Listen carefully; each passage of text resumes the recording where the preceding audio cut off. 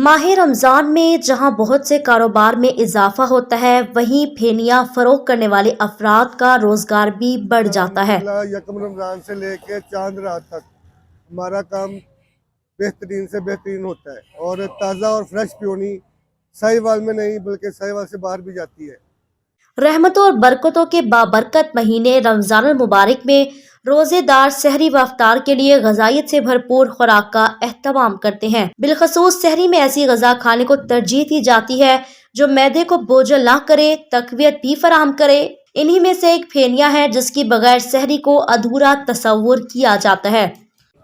फेनियों का ज़्यादातर इस्तेमाल सहरी में किया जाता है क्योंकि ये मैदे के लिए वज़नी साबित होती है, इसलिए हम सब इसको सहरी में ज़्यादा खाना पसंद करते हैं। अफ्तारी में या दोपहर में ये ज़्यादा इस्तेमाल ये फेनी जो ना बहुत ही मज़ेदार लजीज होती है।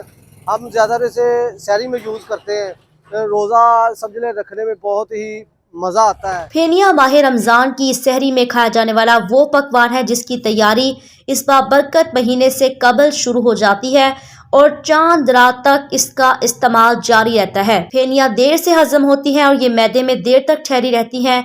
यही वजह है कि सहरी में फेनियों का इस्तेमाल करना रोजे की हालत में तवाना रहने के लिए मुफीद है। रमजान के सौगात फेनिया तैयार करने में काफी मेहनत दरकार होती है। कैमरा टीम के साथ अहमद हसन, डिवीजन साहिवाल न्यूज।